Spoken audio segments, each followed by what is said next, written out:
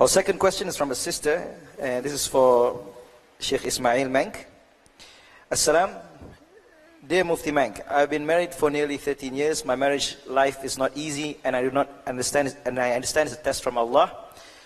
I'm trying with patience. I always forgive people, and I would always make excuses. However, my husband hates this. He prays and not at all, but he prays and everything. However, his relationship with other people is very bad. He tells me that I will not enter Jannah as he is not pleased with me and in his eyes. So it's as if he is threatening her by disobeying him, that she may not enter Jannah. And I'm a failure as a wife. All lectures, local or international, have said that wives have to obey husband, which I am trying, and it's very difficult. I have children and I'm educating Islam in them. I find it very difficult. What is your advice for me, Sheikh? Bismillahir-Rahman.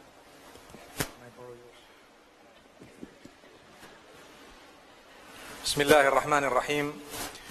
I think the sister needs to bear patience by the will of Allah subhanahu wa ta'ala and continue to try her best. Remember, obedience for anyone in the disobedience of Allah subhanahu wa ta'ala is not applicable. So you have to obey your husband, yes, correct, but you don't obey him where he is wrong, where he is unreasonable, where he is asking you to do something in the disobedience of Allah subhanahu wa ta'ala. So if he does have bad habits or bad relations with people and you have a good relation with people, perhaps you would like to speak to him once in a while. I know you say you were married for 30 years, which is not easy to change a person after 30 years, but with dua and with a trial, a beautiful trial, by the will of Allah subhanahu wa ta'ala, you will be able to achieve. I just want to put everyone into perspective here that we who are married, and I'm sure a lot of us here are probably married, may Allah grant spouses to those who are not married as well. Ameen. Oh, he says, and those who are married as well. Okay, inshallah. If that's applicable in your situation, alhamdulillah. Oh, mashallah. See, Sheikh Abdul Rahim told us a joke. Maybe he wants to repeat it for us a little bit later. No, you need to say it again. There are people who don't know. Inshallah, we'll get to you, Sheikh. So, they say those who talk about it do not do it. So when your husband talks about it, don't worry, he won't do it. I hope you heard what I said, mashallah. So, getting back to what we were saying is, every marriage has to have some degree of sacrifice, challenge, obstacle. There has to be. You will never ever have 100% compatibility except in Jannah with the same person. Subhanallah. That's when you get 100% compatibility, so much so that you're just thinking of something and they're thinking of the same thing and you're like, wow.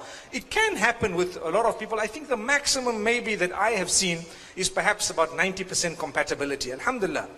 But the truth is, you have to have challenges so that you can appreciate Jannah. You can appreciate what Allah has kept for you. So don't think, oh, my husband, everyone has to complain. If everyone were to complain, we'd all draw up a list. You know, I heard one sheikh recently speaking about an issue where people were complaining to one wise man.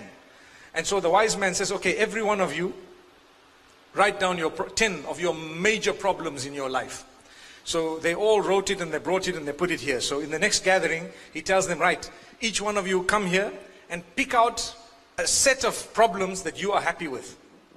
Pick out a set of problems that you are happy with. So he says, the people came and now the problems are jumbled up. You have to have some test in your life, don't you? Allah says He's going to test you. You need to have some set of problems, don't you? So he says, as the people came, they picked the first paper and quickly put it down because there were big problems in there. Pick the second one, quickly put it down. Pick the third one. When they picked a few, they said, no, we want our paper back. So people say, we want our own paper back, which means Allah knows your capacity. He's given you issues and tests which happen to be upon a capacity that you can handle. And that's your paradise. But yes, if some oppression is happening to the degree that is unacceptable and it's continuous, you are allowed to seek termination of that marriage. You know, divorce is something very permissible in Islam, but it's frowned upon if it's done for nothing. If it's done without trying, if it's done without actually trying to mend, then it's frowned upon. But if it's done as a last resort, by all means, it's actually a means of getting closer to Allah, because your stress would be less. Sometimes people are married and they're in such a difficult condition. Allah does not doom you to say, stay in that condition forever. But He says, look, try, make it work. If you really cannot, then alhamdulillah, you can seek the dissolution of that particular situation. However, getting back to the issue, try your best. It's been so many years. We've got a few years remaining of our lives. We try our best to maintain. It doesn't seem like it's such a major issue. Sometimes we make, small issues appear to be so big because we constantly complain about them and so on. I'd like to think that the sister is only asking for guidance, so these are the few words of guidance. I mean, you would never hear from me to say, sister, you have a problem, break your marriage and carry on.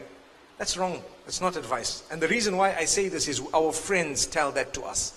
Sometimes we have a small marital issue. You know, my husband, he swore me today. Oh, that's it. If I were you, I'd go home.